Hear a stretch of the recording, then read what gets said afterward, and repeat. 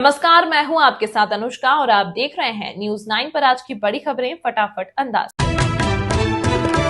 आज big story में देखिए, देश के मुख्य चुनाव आयुक्त ज्ञानेश कुमार ने कहा कि बिहार में स्पेशल इंटेंसिव रिवीजन की प्रक्रिया पूरी करने वाले बीएलओ ने बहुत अच्छा काम किया है। चुनाव आयोग के सीनियर अधिकारी 2 दिन के लिए बिहार पहुंचे थे। यहां चुनाव आयोग के अधिकारियों ने बिहार चुनाव 2025 की तैयारियों की समीक्षा की। पहले दिन चुनाव आयुक्तों ने सभी राजनीतिक दलों के प्रतिनिधियों से बात की, वहीं दूसरे दिन राज्य के शीर्ष अधिकारियों के साथ बैठक की। इसके बाद चुनाव आयोग ने बिहार में स्पेशल इंटेंसिव रिवीजन से जुड़ी अहम जानकारियां दी। टीचर ने चेक में 7616 को लिखा 7 थर्सडे 6 हरेंद्र 60। फोटो वायरल होने पर सस्पेंड शिक्षक ने चेक में ऐसी गलतियां की थी जिन्हें देखकर सभी हैरान रह गए। यह शिक्षक अंग्रेजी में 7616 नहीं लिख पाया। इस चेक की फोटो वायरल होने के बाद शिक्षक को निलंबित कर दिया गया। हिमाचल प्रदेश के सिरमौर जिले के एक शिक्षक का चेक सोशल मीडिया पर तेजी से वायरल हो रहा है। इस चेक में शिक्षक ने जब 7616 को अंग्रेजी में लिखा तो उसमें इतनी गलतियां थी कि उस चेक को देखने वाले सभी लोग हैरान रह गए। जब यह चेक सोशल मीडिया पर वायरल हुआ तो इसे भरने वाले शिक्षक के खिलाफ कार्रवाई की गई। रूस की ओर से पाकिस्तान को JF-17 thunder block 3 fighter jet के लिए उन्नत RD-N3MA इंजन की सप्लाई करने के दावों ने भारत की राजनीति में भूचाल ला दिया है। इस मुद्दे पर देश की 2 प्रमुख पार्टियां कांग्रेस और बीजेपी के बीच तीखी बयानबाजी देखने को मिल रही है। कांग्रेस के वरिष्ठ प्रवक्ता जयराम रमेश ने इन दावों को लेकर मोदी सरकार पर सीधा हमला बोला। मानसून की विदाई के बाद भी देश भर के कई राज्यों में तेज बारिश हो रही है। इसकी बड़ी वजह पश्चिमी विक्षोभ का सक्रिय होना बताया जा रहा है। बिहार में जहां पिछले 2 दिनों से बारिश हो रही है तो वहीं पंजाब के अमृतसर के कई हिस्सों में सुबह से हल्की बारिश हो रही है। हिमाचल के लिए अलर्ट जारी। वहीं हिमाचल प्रदेश जहां से दक्षिण पश्चिम मानसून सितंबर के अंत तक वापस चला गया था, 5 अक्टूबर से एक बार फिर से बारिश के ताजा दौर की ओर बढ़ रहा है। केंद्रीय कृषि एवं ग्रामीण विकास मंत्री शिवराज सिंह चौहान की पटना से दिल्ली की हवाई यात्रा शनिवार को बेहद यादगार हो गई। इसकी वजह बने भाजपा के सीनियर नेता और छपरा से सांसद राजीव प्रताप रूडी, जो इस फ्लाइट के को पायलट के रूप में कॉकपिट में मौजूद थे। बीजेपी सांसद रूडी, जो एक प्रशिक्षित कमर्शियल पायलट भी हैं, उन्होंने फ्लाइट के दौरान मौसम की जानकारी देते हुए यात्रियों का दिल जीत लिया। छिंदवाड़ा में बच्चों की मौत पर बड़ा एक्शन। कोल्ड्रिफ्ट कफ सिरप लिखने वाला डॉक्टर गिरफ्तार, फार्मा कंपनी पर भी FIR। मध्य प्रदेश के छिंदवाड़ा जिले में कफ सिरप से बच्चों की हुई मौत मामले में पुलिस ने बड़ी कार्रवाई की। छिंदवाड़ा की स्पेशल टीम ने बच्चों को यह संदिग्ध सिरप कोल्ड्रिफ्ट लिखने वाले बाल रोग विशेषज्ञ डॉक्टर प्रवीण सोनी की कोतवाली थाना क्षेत्र के राज्यपाल चौक से गिरफ्तार कर लिया। इसके साथ ही सिरप का उत्पादन करने वाली तमिलनाडु की फार्मा कंपनी पर भी मामला दर्ज किया गया। भूकंप के जोरदार झटकों से सहमा जापान, लोगों में फैला खौफ। रिक्टर स्केल पर इतनी मापी गई तीव्रता। शनिवार देर रात जापान में 6.0 तीव्रता का भूकंप आया। राष्ट्रीय भूकंप विज्ञान केंद्र के अनुसार भूकंप का केंद्र 50 किलोमीटर की गहराई था। यूपी के पुलिस विभाग से इस वक्त की बड़ी खबर सामने आई। यूपी के पुलिस विभाग में बड़ा फेरबदल किया गया। यहाँ 82 डिप्टी SP के ट्रांसफर किए गए अधिकारियों की लिस्ट भी सामने आई है। उत्तर प्रदेश के मैनपुर जिले के औछा क्षेत्र से दिल दहला देने वाली घटना सामने आई। दहेज की मांग पूरी नहीं होने पर 4 महीने की गर्भवती एक महिला की कथित तौर पर उसके पति और ससुराल वालों ने पीट कर हत्या कर दी। इतना ही नहीं, सबूत मिटाने के इरादे से आरोपियों ने महिला के शव का अंतिम संस्कार भी अपने खेत में ही कर दिया। पुलिस ने इस संबंध में 6 आरोपियों के खिलाफ दहेज हत्या का मुकदमा दर्ज किया है और उनकी गिरफ्तारी के प्रयास जारी है। ब्रिज पर लटकी यूपी रोडवेज की बस, 16 यात्री सवार थे। सड़क पर पड़ा पत्थर बना हादसे की वजह। सड़क पर पड़े पत्थर से बचने के लिए ड्राइवर ने बस मोड़ी और वह अनियंत्रित होकर पुल से लटक गई। इस समय बस में 16 यात्री सवार थे। गनीमत रही कि इस हादसे में किसी को गंभीर चोट नहीं आई।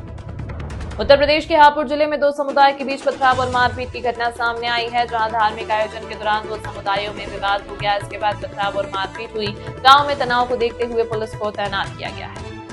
एथेनॉल मिश्रण के कारण चीनी सहकारी समितियों की बदली आर्थिक स्थिति, महाराष्ट्र में बोले अमित शाह। महाराष्ट्र में सहकारिता क्षेत्र की अग्रणी हस्ती डॉक्टर विठ्ठलराव विखे पाटिल और पूर्व केंद्रीय मंत्री डॉक्टर बाला साहेब विखे पाटिल की प्रतिमाओं का अनावरण किया। इस दौरान एक किसान रैली को भी संबोधित किया।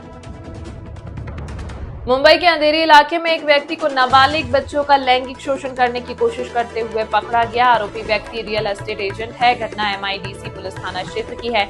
आरोपी एजेंट CCTV कैमरे और अभिभावकों की सतर्कता की वजह से पकड़ा गया। पुलिस ने आरोपी एजेंट के खिलाफ दर्ज पॉक्सो का केस किया है। महाराष्ट्र के मुख्यमंत्री देवेंद्र फडणवीस ने शनिवार को विभिन्न अधिकारियों के साथ बैठक की। इस दौरान उन्होंने नासिक में होने वाले सिंहस्थ कुंभ 2027 की तैयारियों का जायजा लिया। इस अवसर पर CM देवेंद्र फडणवीस ने अधिकारियों को निर्देश दिया कि नासिक त्र्यंबकेश्वर सिंहस्थ कुंभ मेला 2027 के लिए सभी बुनियादी ढांचे के कार्य शीघ्रता से और उच्च मानकों के अनुरूप पूरे किए जाएं। नवी मुंबई के न्हावा शेवा पोर्ट से डीआरआई की मुंबई यूनिट ने बड़ी संख्या में पुराने लैपटॉप और सीपीयू पकड़े। ये पुराने इलेक्ट्रॉनिक सामान अवैध तरीके से देश में लाए जा रहे थे। सरकारी नियम के अनुसार पुराने इलेक्ट्रॉनिक सामान का देश में आयात प्रतिबंधित है। ऐसा करने से देश में ई वेस्ट बढ़ता है, जो पर्यावरण और यहाँ के नागरिकों के लिए खतरनाक है। न्हावा शेवा पोर्ट पर पकड़े गए पुराने इलेक्ट्रॉनिक सामान की कीमत 23 करोड़ रुपए बताई जा रही है। बिहार की राजधानी पटना को मेट्रो रेल का तोहफा मिलने जा रहा है। मुख्यमंत्री नीतीश कुमार कल यानी 6 अक्टूबर को पटना मेट्रो सेवा का लोकार्पण कर सकते हैं। पटना मेट्रो रेल कॉर्पोरेशन ने इसकी तैयारियां शुरू कर दी हैं। कल सुबह 11 बजे भूतनाथ मेट्रो स्टेशन परिसर से मेट्रो की शुरुआत होगी। बिहार में आकाशीय बिजली की चपेट में आने से 5 लोगों की मौत, सीएम ने किया मुआवजे का ऐलान। बारिश ने बढ़ाई परेशानी। बिहार के कई इलाकों में भारी बारिश से आम लोगों का जनजीवन प्रभावित हुआ। वहीं आकाशीय बिजली की चपेट में आने से 5 लोगों की मौत हो गई। सीएम ने सभी के लिए मुआवजे का ऐलान किया है। मध्य प्रदेश के बड़वानी जिले में एक फल विक्रेता को रंगे हाथ पकड़ा गया। वह नदी का गंदा पानी लाकर फलों के ऊपर छिड़क रहा था। घटना का वीडियो वहीं पर मौजूद किसी व्यक्ति ने बना लिया और उसके बाद फल विक्रेता को पकड़कर उसकी पिटाई कर दी। फिलहाल फल विक्रेता को पुलिस ने गिरफ्तार कर लिया है। वहीं फल और उस पर छिड़के गए पानी का सैंपल जांच के लिए भेजा गया। सालासर जा रहे श्रद्धालुओं को अज्ञात वाहन ने कुचला, 3 की दर्दनाक मौत, 2 की हालत गंभीर। चूरू में एक अज्ञात वाहन की टक्कर से 3 लोगों की मौत हो गई, जबकि 2 अन्य घायल हैं। बताया जा रहा है कि ये सभी लोग सालासर धाम जा रहे थे, तभी अज्ञात वाहन ने इन्हें टक्कर मारी। भरतपुर सरकारी अस्पताल से पोते को मिली थी खांसी की दवा। दादी ने पी तो उनकी भी तबियत बिगड़ी, भर्ती होना पड़ा। खांसी की दवा बुजुर्ग महिला के पोते को दी गई थी। दवा पीने से उसकी तबियत बिगड़ी तो दोबारा दवा नहीं पिलाई।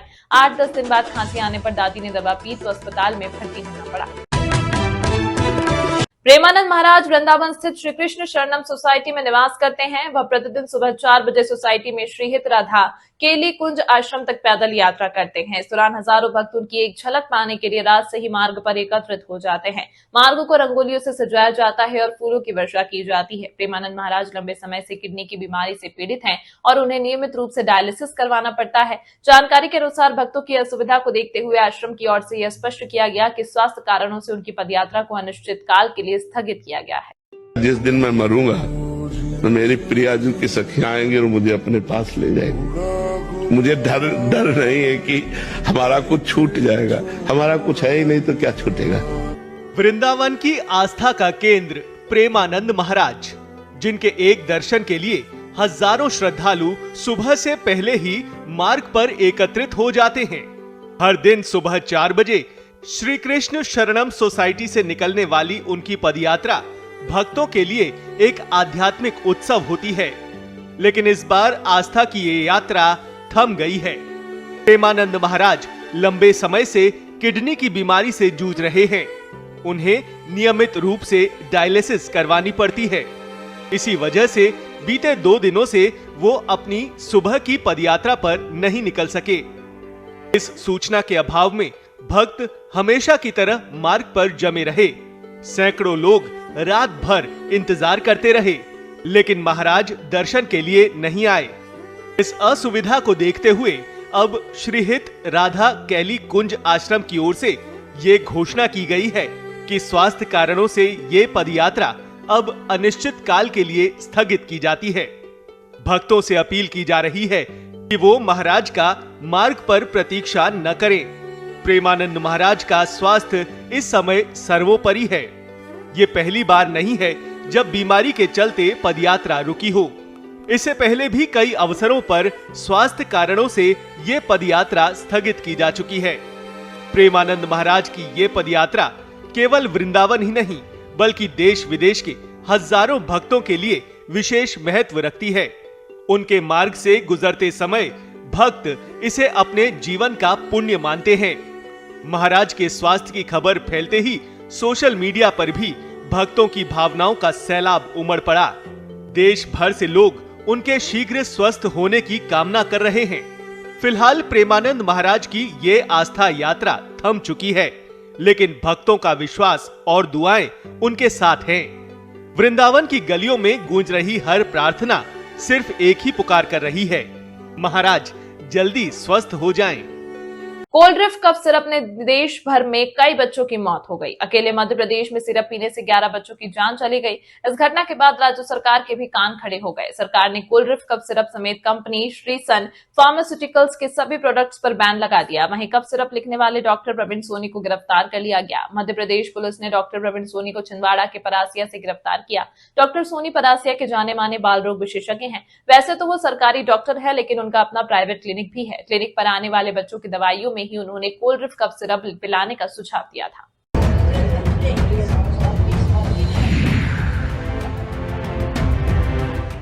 सर्दी खांसी की एक सिरप और 11 बच्चों की मौत। छिंदवाड़ा में जहरीली सिरप के मामले ने पूरे देश को हिलाकर रख दिया है। माँ बाप अपने बच्चों की सेहत को लेकर परेशान हैं। इस बीच पुलिस ने मामले में बड़ा एक्शन लेते हुए उस आरोपी डॉक्टर को धर लिया है जिस पर जहरीली सिरप बच्चों के लिए लिखने का आरोप है, और उस कंपनी पर भी नकेल कसी गई है जो इस सिरप को बनाती है। शनिवार देर रात मध्य प्रदेश के परासिया थाने में डॉक्टर प्रवीण सोनी और तमिलनाडु की एक फार्मास्यूटिकल कंपनी के खिलाफ एफआईआर दर्ज की गई। इसके बाद एसपी की स्पेशल टीम ने कोतवाली थाना क्षेत्र के राजपाल चौक से डॉक्टर सोनी को गिरफ्तार भी कर लिया। ये वही डॉक्टर हैं जिन्होंने बच्चों को घातक कफ सिरप लिखी थी। दरअसल परासिया के बाल रोग चिकित्सक प्रवीण सोनी के क्लिनिक में इलाज कराने वाले कई बच्चों को कोल्ड ड्रिफ्ट नाम की सिरप दी गई। इस सिरप को पिलाने के बाद से कई बच्चों की तबीयत बिगड़ गई और इसमें 11 बच्चों की अब तक मध्य प्रदेश में ही मौत हो चुकी है। बताया जा रहा है कि डॉक्टर सोनी सरकारी अस्पताल में पदस्थ, लेकिन नियमों को ताक पर रखकर निजी क्लिनिक में मरीजों को वही सिरप प्रिस्क्राइब कर रहे थे जिसके पीने से बच्चों की जान जा रही। शनिवार रात आई सरकारी रिपोर्ट ने हड़कंप भी मचा दिया। तमिलनाडु ड्रग्स कंट्रोल डिपार्टमेंट की लैब में जब इस सिरप की जांच की गई तो इसके अंदर 46.2% डाईएथिलीन ग्लाइकॉल यानी कि डीईजी की पुष्टि हुई। ये जहरीला केमिकल किडनी फेल्योर का कारण बनता है। वहीं नेक्स्टोडीएस और मेटफॉल पी सिरप की रिपोर्ट सुरक्षित आई है। इसके बाद मध्य प्रदेश सरकार ने कोल्ड ड्रिफ्ट और आरोपी फार्मा की सभी दवाओं की बिक्री पर भी रोक लगा दी। कंपनी, दवाई और डॉक्टर की गिरफ्तारी पर पुलिस का कहना है कि बीएनएस की धारा 276 यानी औषधियों में मिलावट, बीएनएस की धारा 105(3) आपराधिक मानव हत्या और ड्रग्स एंड कॉस्मेटिक एक्ट 1940 की धारा 27 और 26 के तहत मामला दर्ज हुआ है, जिसमें 10 साल से लेकर आजीवन कारावास तक की सजा का प्रावधान। सिर्फ मध्य प्रदेश ही नहीं बल्कि राजस्थान में भी 4 बच्चों की मौत हो चुकी है, लेकिन वहां किस सिरप से मौत हुई इसकी पुष्टि नहीं हो पाई। माहौल और कफ सिरप की गुणवत्ता पर खड़े होते सवालों के बीच केंद्रीय औषधि मानक नियंत्रण संगठन ने हिमाचल प्रदेश, उत्तराखंड, गुजरात, मध्य प्रदेश और महाराष्ट्र में उन फैक्ट्रियों की जांच भी शुरू कर दी है जहां ऐसी संदिग्ध दवाएं बनाई जाती हैं। जिस से गिरफ्तारी हुई है और क्या एफआईआर हुई है, किस पे एफआईआर? जी, जैसा कि आपको विदित होगा कि कुछ दिन पहले छिंदवाड़ा के परासिया सब डिवीजन में बच्चों की असामयिक मौत का एक कुछ घटनाएं सामने आई थी, जिसमें कि इनिशियली बच्चों को खांसी, सर्दी, बुखार की शिकायत होती थी और फाइनली किडनी पे उसका असर होता था और वो रीनल फेलियर की तरफ चले जाते थे, उससे उनकी डेथ हुई है। इस संबंध में जो बच्चों के जो ट्रीटमेंट हुए हैं और जिन डॉक्टरों के द्वारा उनका इलाज किया गया है, उनकी एक जांच जो है की गई थी और जो ड्रग्स जो दिए गए थे उसके लैब टेस्ट भी कराए गए थे और उससे ये जानकारी प्राप्त हुई। भोपाल से जो लैब रिपोर्ट आई हैं उसमें भी ये मालूम पड़ा कि इसमें जो कंपाउंड होता है डाईथाइल ग्लाइकॉल, वो परमिसेबल लिमिट से जो है वो बहुत ज़्यादा था और इस वजह से जो है बच्चों की जो है मृत्यु हुई है। और रिपोर्ट प्राप्त होने के बाद बीएमओ की रिपोर्ट पे से एक मुकदमा कायम किया गया थाना परासिया में, जो कि धारा 105 बीएनएस, 276 बीएनएस और 27A drug and cosmetic act के तहत जो पंजीबद्ध किया गया है। और फर्दर उसमें जो एक डॉक्टर है, डॉक्टर प्रवीण सोनी, क्योंकि उनके द्वारा मैक्सिमम बच्चों का जो इसमें इलाज किया गया था और उनके द्वारा जो ये ड्रग है, जो प्रतिबंधित जो ड्रग है कोल्ड ड्रिफ्ट, इसको जो प्रिस्क्राइब किया गया था, तो उनके प्रिस्क्रिप्शन के आधार पर जो ट्रीटमेंट उन्होंने जो दिया है बच्चे के, उस आधार पर उनको भी इसमें आरोपी बनाया गया है। और इसके अतिरिक्त जो मैन्युफैक्चरिंग कंपनी है तमिलनाडु की, श्रेष्ठान फार्मास्यूटिकल्स, उनको भी जो है इसमें जो है मुख्य रूप से आरोपी बनाया गया है। सर, ये अभी हिरासत में है डॉक्टर साहब कहाँ? डॉक्टर जो है कस्टडी में है, अभी पुलिस की कस्टडी में है जी। सर, टीम गठित की गई है? जी हाँ, इस संबंध में ये भी हम बताना चाहेंगे कि इसमें एक SIT का गठन IG जोन साहब के द्वारा किया गया है और वो टीम जो है तमिलनाडु भी जाएगी और इस संबंध में आगे जो भी विवेचना होगी वो विवेचना कार्य उसके द्वारा किया जाएगा। सर, और दायरा बढ़ सकता है सर जांच का, और कोई आरोपी बढ़ सकते हैं? बिल्कुल, जो जैसा कि जांच अभी इसकी विवेचना इसकी प्रारंभ ही हुई है और जैसे तथ्य आते जाएंगे तो इसमें जो है उसको इनकॉर्पोरेट किया जाएगा। सितंबर से छिंदवाड़ा में बच्चों की मौत का सिलसिला शुरू हुआ। बुखार, उल्टी और पेशाब बंद होने जैसे लक्षण दिखने लगे थे। बायोप्सी और लैब टेस्ट में DEG की पुष्टि हुई। जांच में पता चला कि डॉक्टर सोनी ने बच्चों को यही सिरप दी। पुलिस अब कंपनी की सप्लाई चेन और संचालकों की जांच कर रही है। केंद्र सरकार ने भी 6 राज्यों में दवा फैक्ट्रियों का निरीक्षण शुरू कर दिया है। MP के छिंदवाड़ा में कफ सिरप पीने से अब तक 11 बच्चों की मौत हो चुकी है और कहा यह भी जा रहा है कि आंकड़ा और भी बढ़ सकता है। पहला संदिग्ध मामला 24 अगस्त को सामने आया था। पहली मौत 7 सितंबर को हुई थी। इसके बाद 15 दिन में किडनी फेल होने से एक-एक कर 11 बच्चों की मौत हो गई। वहीं खतरे को देखते हुए तमाम राज्यों में सिरप को बैन किया जा रहा है। गुजरात तट पर बना शक्ति नामक भीषण चक्रवाती तूफान पश्चिम की ओर बढ़ रहा है। यह द्वारका से लगभग 580 किलोमीटर पश्चिम, नलिया से 580 किलोमीटर पश्चिम दक्षिण पश्चिम, कराची पाकिस्तान से 510, रस अल हद से 390 किलोमीटर और पूर्व और मसीरा से 490 किलोमीटर पूर्व उत्तर पूर्व में केंद्रित था। चक्रवात शक्ति के पश्चिम दक्षिण पश्चिम की ओर बढ़ने से 5 अक्टूबर तक उत्तर पश्चिम और उससे सटे पश्चिम मध्य अरब सागर तक पहुंचने की संभावना है। इसके बाद यह 6 अक्टूबर की सुबह से पूर्व उत्तर पूर्व की ओर मुड़ेगा और धीरे धीरे कमजोर होगा। भारत में मौसम का मिजाज एक बार फिर से बदलने वाला है। दरअसल अरब सागर में उठा चक्रवात तूफान शक्ति अब खतरनाक रूप ले चुका है और अगले 48 घंटे में इसके भारी तबाही मचाने की संभावना है। मौसम विभाग का कहना है कि समुद्री शक्तिशाली तूफान शक्ति अब गंभीर चक्रवाती तूफान में तब्दील हो गया है। इसकी गति 100 किलोमीटर प्रति घंटा है, जिसके चलते तेज हवाएं चल रही है और अरब सागर में ये आगे की ओर बढ़ रहा है। शक्ति तूफान फिलहाल गुजरात के द्वारका में लगभग 420 किलोमीटर और पोरबंदर से करीब 480 किलोमीटर दूर अरब सागर में एक्टिव है। ये तूफान पश्चिम दिशा में 13 किलोमीटर प्रति घंटे की रफ्तार से आगे बढ़ रहा है। मौसम विभाग का अनुमान है कि आने वाले 12 घंटों में इसकी रफ्तार 100 से 110 किलोमीटर प्रति घंटे तक बढ़ सकती है। इसके असर से अरब सागर में ऊंची ऊंची लहरें उठ रही हैं और समुद्र की स्थिति बेहद खराब हो चुकी है। मौसम विभाग के मुताबिक चक्रवाती तूफान के असर से 7 अक्टूबर तक समुद्र में तेज लहरें उठने के साथ साथ गुजरात और उत्तरी महाराष्ट्र में भारी बारिश होगी और तेज हवाएं चलेंगी। गुजरात के सौराष्ट्र और कच्छ के जिलों में भारी से अति भारी बारिश की संभावना है।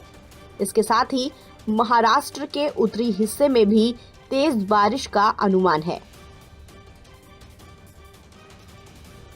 गुजरात के तटीय शहरों जैसे द्वारका, पोरबंदर, जूनागढ़ और कच्छ में प्रशासन को सतर्क रहने के निर्देश दिए गए हैं। कई स्थानों पर NDRF की टीमें तैनात की गई हैं ताकि आपातकालीन हालात से निपटा जा सके। भारत मौसम विभाग ने कहा है कि अब चक्रवाती तूफान शक्ति के पश्चिम दक्षिण की ओर बढ़ने की संभावना है। ये आज उत्तर पश्चिम और समीपवर्ती पश्चिम मध्य अरब सागर तक पहुंच सकता है। इसके साथ ही मौसम विभाग ने ये भी कहा है कि शक्ति सोमवार सुबह से पूर्व उत्तर की ओर बढ़ेगा और धीरे धीरे कमजोर हो जाएगा। हालांकि तब तक इसके असर से भारी तबाही की आशंका बनी रहेगी। चक्रवाती तूफान के प्रभाव के कारण रविवार तक गुजरात, उत्तर महाराष्ट्र तट और पाकिस्तान तट पर समुद्र की स्थिति बहुत खराब रहने की संभावना है। मौसम विभाग ने मछुआरों को मंगलवार यानी कि 6 अक्टूबर तक उत्तर पश्चिम अरब सागर, उत्तर पूर्व अरब सागर के आसपास के इलाकों, मध्य अरब सागर और गुजरात, उत्तर महाराष्ट्र के तटों पर न जाने की चेतावनी दी है। गुजरात और महाराष्ट्र प्रशासन ने संभावित नुकसान को देखते हुए राहत और बचाव दलों को हाई अलर्ट पर रखा है। रामलीला के दौरान भारतीय जनता युवा मोर्चा के नेता के द्वारा पिस्टल तानने के मामले पर समाजवादी पार्टी के राष्ट्रीय अध्यक्ष व उत्तर प्रदेश के पूर्व मुख्यमंत्री अखिलेश यादव ने कटाक्ष किया है। साथ ही बीजेपी पर निशाना भी साधा है। कानपुर की घटना पर अखिलेश यादव ने एक्स हैंडल पर लिखा, आप भाजपाई कहेंगे, हमारे पट्टाधारी कार्यकर्ता महोदय जी कट्टा नहीं तान रहे थे, बल्कि रावण बनने के लिए आवेदन कर रहे थे और खलनायक की भूमिका हेतु अपने चरित्र की उपयोगिता सिद्ध कर रहे थे। इन्हें तो अभिनय की भी आवश्यकता नहीं पड़ेगी, क्योंकि इनके दल में तो हर दिन का यही काम है। इस खल कर्म में तो वे बेहद सिद्धास्त हैं।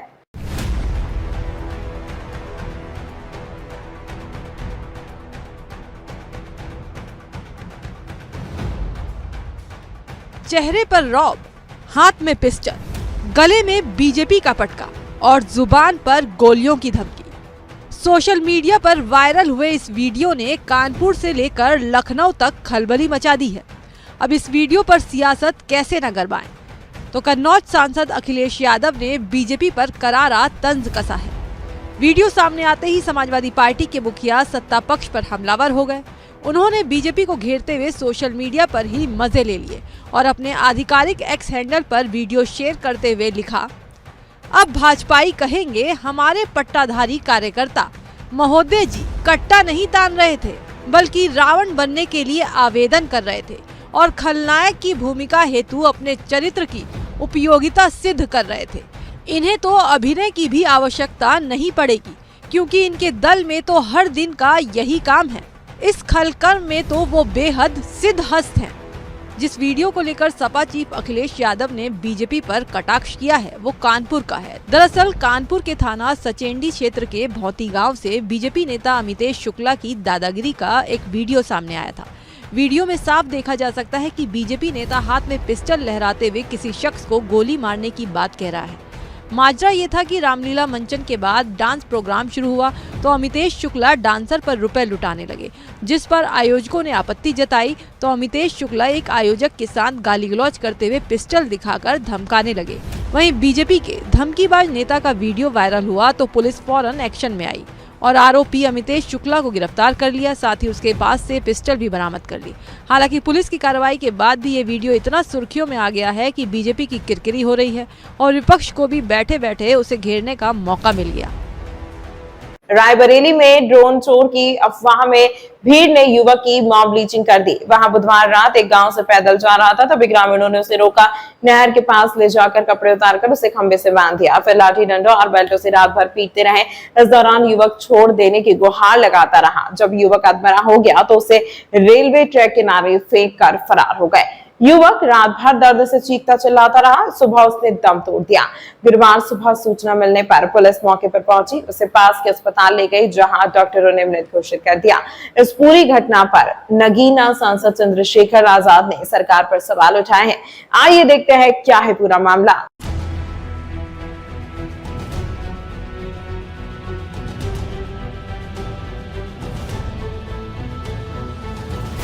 रायबरेली के ऊंचाहार थाना क्षेत्र के ईश्वरदासपुर गांव में बीते बुधवार की रात एक खौफनाक वारदात हुई। गांव से गुजर रहे युवक को उन्मादी भीड़ ने ड्रोन चोर बताकर रोक लिया, नहर किनारे ले जाकर उसके कपड़े उतार दिए, फिर खंबे से बांधकर घंटों तक लाठी डंडों और बेल्टों से पीटते रहे। बताया जा रहा है कि उसकी पत्नी बैंक में सफाई कर्मी है, जिससे मिलने वो जा रहा था, लेकिन मानसिक रूप से थोड़ा अस्वस्थ होने के चलते युवक ग्रामीणों के सवालों का सही जवाब न दे पाया, जिस कारण लोगों ने उसे चोर समझ लिया। उसके बाद भीड़ ने उसे बेदर्दी से पीटा।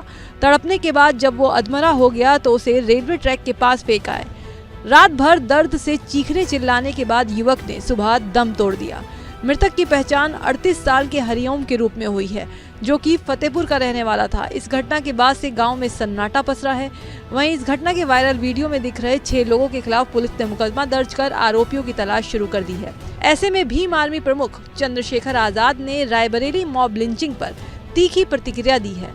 नगीना सांसद ने एक्स पर योगी सरकार को घेरते हुए लिखा, मुख्यमंत्री योगी आदित्यनाथ जी की सरकार प्रदेश भर में फैलती ड्रोन उड़ने की अफवाहों और चोरी की घटनाओं को रोकने में नाकामी अब जानलेवा हो चुकी है। ये घटना उत्तर प्रदेश की सरकार और प्रशासन की नाकामी, संवेदनहीनता और जातिवादी मानसिकता का भयावह उदाहरण है।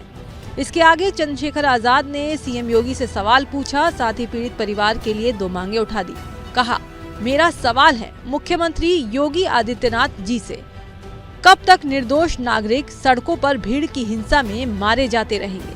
कल मेरी पीड़ित शोकाकुल परिवार से बात हुई, उन्होंने सिर्फ एक ही बात कही, हमें न्याय चाहिए। यूपी सरकार से हमारी मांग है हरिओम वाल्मीकि के सभी हत्यारों को तत्काल गिरफ्तार कर सख्त सजा दी जाए। मृतक के परिवार को 50 लाख रुपए मुआवजा और सरकारी नौकरी दी जाए। तो आजाद समाज पार्टी के मुखिया की मांग पर सरकार कितना गौर करती है ये तो वक्त बताएगा, लेकिन रायबरेली की इस घटना से सवाल सिर्फ हरिओम की मौत का नहीं बल्कि उस सोच का है जो अफवाहों को सच मानकर इंसानियत को रौंद देती है।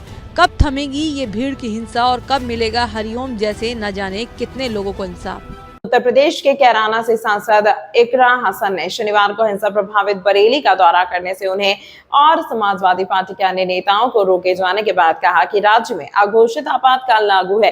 बरेली के कोतवाली इलाके में 26 सितंबर को एक मस्जिद के बाहर पुलिस और प्रदर्शनकारियों के बीच झड़प के बाद से उत्तर प्रदेश के इस जिले में तनाव व्याप्त है। जुम्मे की नमाज के बाद प्रदर्शन की पुलिस द्वारा अनुमति न दिए जाने के बाद आई लव मोहम्मद पोस्टर लिए हुए लोगों की भीड़ एकत्र हुई थी।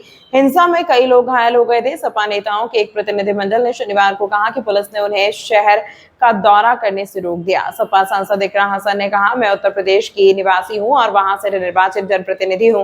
हमने बरेली में हुई हिंसा की घटनाओं के बारे में सुना और जाकर लोगों से बात करना चाहते थे, यह समझाने के लिए कि उनकी समस्याएं क्या है और सरकार उनके साथ कैसा व्यवहार कर रही है, लेकिन हमें रोक दिया गया। कितनी बार रोकेंगे? हम लोग घुटने नहीं टेकेंगे इस सरकार के सामने। ये गैर संवैधानिक रूप से चल रही है सरकार। ये कान खोल के उत्तर प्रदेश सरकार सुन ले और अपनी हरकतों से बाज आ जाए, नहीं तो 27 में ये जनता उन्हें बाहर कर देगी। लद्दाख जैसी तानाशाही अब बरेली में भी, मगर हम सरकार के सामने घुटने नहीं टेकेंगे। ये ऐलान है यूपी की कैराना से सांसद इकरा हसन का। पहले लद्दाख में बवाल, फिर बरेली में हिंसा।